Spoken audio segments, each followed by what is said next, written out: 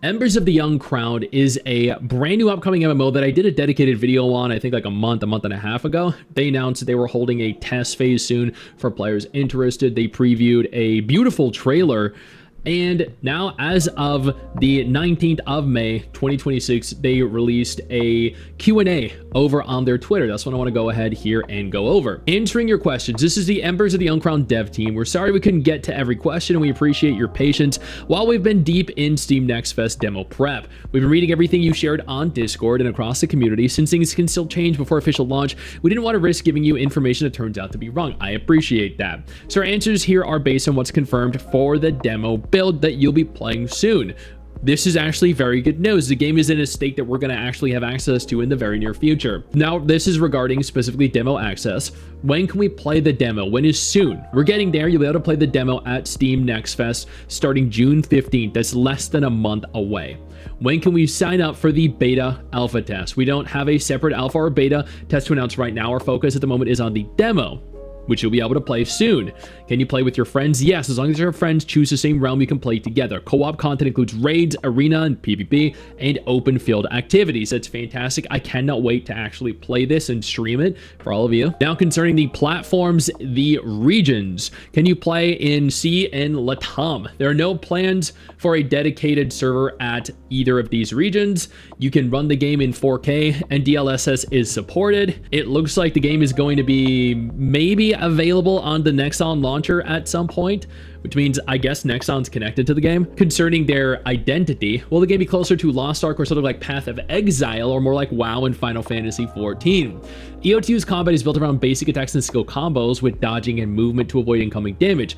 Depleting a boss's stagger gauge opens a window for maximized burst damage. Every MMO shares some common ground, so you may notice familiar elements, but we think once you get your hands on it, the combat pacing, the density of enemy encounters, and overall feel will stand on their own. At its core, it's an isometric MMORPG. We kept the genre's classic foundation of careful resource management and skill build strategy for each class, then shaped it around our own sense of pacing and impact. So something I think more akin to Lost Ark, but also Project TL, which is what Throne and Liberty was before they transitioned on over to becoming, well, Throne and Liberty. Is the game set in the Mabinogi and Vindictus universe?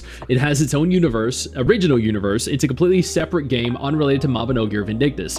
It follows the illegitimate child of the fallen house Harborwell, a house brought low by the elven invasion. Your journey is to reclaim the continent and drive back the elves. Now, concerning controls and the combat, is there auto combat? No. None. No auto combat whatsoever. It's built around manual player control in every combat encounter. Fantastic. It looks like WASD is going to be supported by default.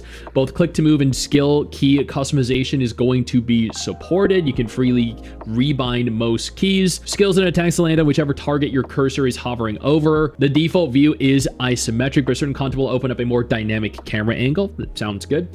This is concerning multiplayer co-op matchmaking. What are the other player counts? Party says raids are 2 to 3 players. A 2-player, 3-player raid, that feels much more like a dungeon, but I mean, I guess they're kind of going for more like the Lost Ark feel. The arena is 2v2. Open field content has no fixed cap. It's designed to work well around 10 players at most. We went with this approach to keep things moving. No one wants to sit around waiting for large...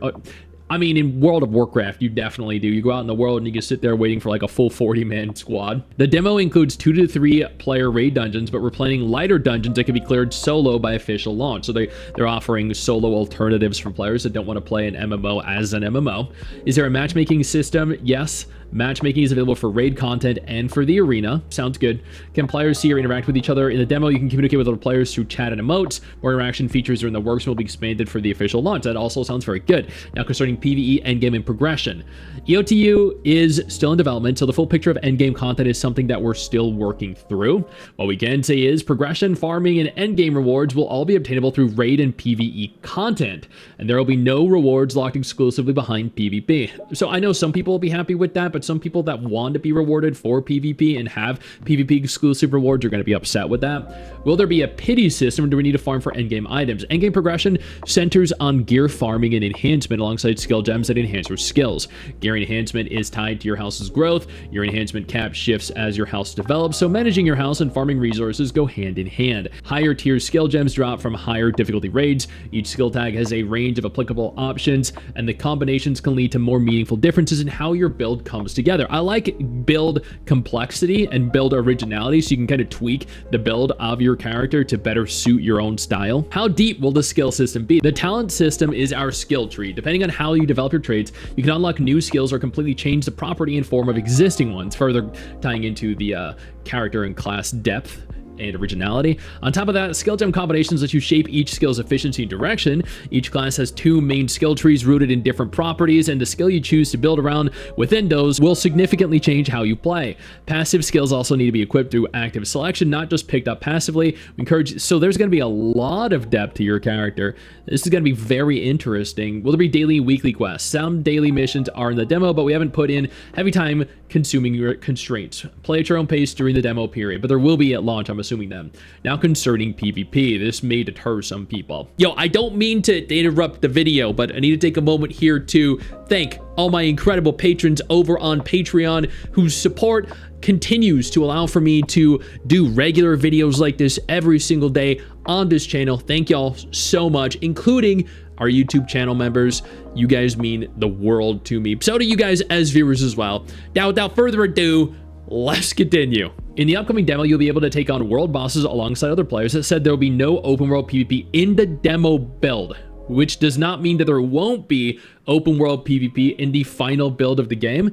So I'm not sure exactly what to think about that. I loved open world PvP in Perfect World, in World of Warcraft, but I know that in this day and age, it's not nearly as enjoyed as it was back then. The SNF demo includes both PvE and PvP content. For PvP, you'll be able to experience the arena, the 2v2 instance combat match with other players.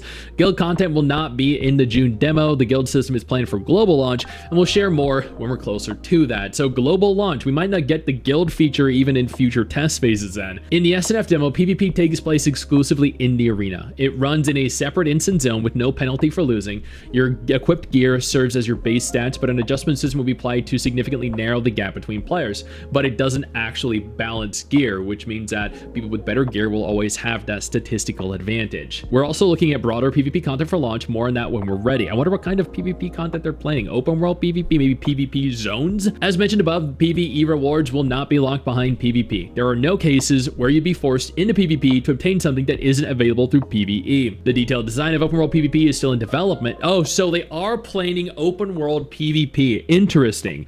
Our current plan is to keep it in clearly separated zones, so only players who actually want PvP can participate. So, I mean, that works out. If you know a zone is designated as an open world PvP area, you can avoid it if you don't want to, or enter it if you do. Now, concerning the classes, companions, and characters. Our class is gender locked. In the demo, each class is locked to a specific Fuck! That said, we're already working on alternative gender options for every class. By launch, you'll be able to choose. I mean, at the very least, that's the case. Please do not gender restrict classes. This is 2026, bro. Come on. Plans on adding support healer classes, martial arts classes. Support, healer, and martial arts classes aren't in the SNF demo. We'll be reviewing what to add as we prepare for it. So there's no support or healer class right now. And they're going to evaluate whether or not they want to include a healer into the final version of the game. I cannot imagine raids being easy without a healer to pick up your slack when you fuck up and die.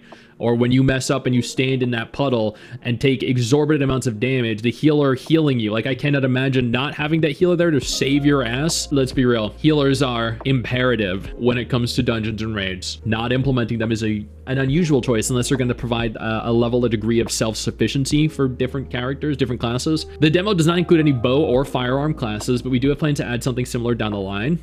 Okay, so basically all melee or like a mage.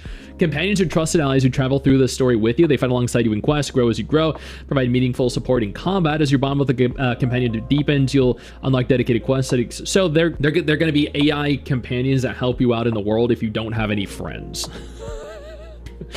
All right, we plan to introduce more at launch. We're continuing to develop systems that go beyond combat support to let you build a deeper connection with the companion that you choose. Okay. Thank you for the enthusiasm around elves. We've seen the response to Belle's design and we appreciate it. That yes, Bella's design. If she's the hot chick from the trailer, yeah. That said, elves are not playable. Fuck! Really? The game centers on the story of humans standing against the elven forces. Yeah, but you can be like the one elf that's different. You don't need to be a killer elf like all the others, bro. Come on. You'll be forced to play as a human. Damn it. Additional playable races are not currently planned. Damn it. Okay. 18 plus content. Is there new? Well, I mean, we saw the trailer. You saw the trailer. We all saw what was going on in that trailer. Is indeed designed for adult audiences, but we'll be keeping content within an appropriate range. Damn it. That's been like the last 30 seconds, just repeated, damn it. The business model and live service. If the game isn't pay to win, what's a monetization strategy?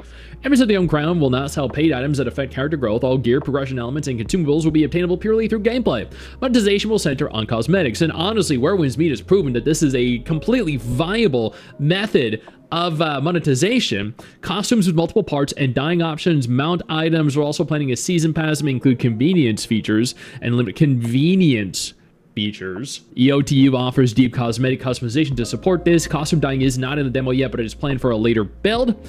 We're considering a seasonal model for Embers of the Uncrowned as a live service game, but what we have in mind might be different from the seasonal systems that most people think of when you hear that. Yeah, like seasonal systems are, you get in the game, you play for X amount of months, once the season ends, everything is reset and you have to earn everything all over again.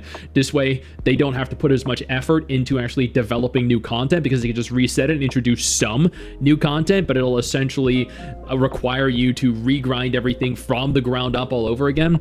Our focus is on making it easy for new and returning players to jump into fresh content without feeling pressured or left behind. I don't know about that. That right there is the only thing that I'm not sure about. This, I do not like seasons for MMOs. Maybe I'm in the minority, but I don't think I am. I don't know a single other content creator that actually genuinely feels happy knowing that all their hard work will go to waste and reset every X amount of months. The social economy and then miscellaneous. Will there be trading or auction houses? They're not in the demo, but both are planned for launch. How does the house system work in the demo? Followers attached to your house continuously gather resources which you can use for research and item crafting at your house buildings. No real-time trading, and the marketplace is not available in the demo. Are Steam achievements planned? They're not in the demo, but stay tuned. Will there be more language support? We may revisit this after the demo, but for now, there are no plans to add voiceover languages beyond English. This is going to be an English exclusive game, no Japanese, Chinese, Korean. Wow. Okay. We know there are still more questions out there, and some topics are difficult to answer in full while development is still ongoing. We wanted to respond to as many of your current questions as we could from what is confirmed as of now. We're reading all your feedback, your discussions, your concerns. Even when we cannot reply to every message individually, the things you bring up help us see what players are most curious about, what needs clear communication, and what we should keep improving as we move toward launch. For now, our biggest focus is making sure the demo gives you a solid first look at Embers of the Uncrowned, its combat, world progression, co-op play, and overall direction. Thank you for your patience, your questions, and your continued interest in Embers of the Uncrowned. And then the first fucking question is, will there be any beta? Are you serious? They answered that literally in the first 5 seconds. Yo, some people cannot read, but I'm very excited for this. I'm excited for almost every aspect of it except for the seasonal content. I am curious to play it though in a little over 3 weeks when it comes to Steam, and hopefully have positive videos to do on it. I know you think that you just hit the end of the video, and technically, yeah, you have. And I know your first reaction is to close out of it at this juncture, but don't. No, instead, I urge you to take a moment here and click one of the videos on screen that are coming up in just a moment so you remain up to date with everything going on in the gacha genre. Trust me, you're not going to regret doing so. Stay flaccid.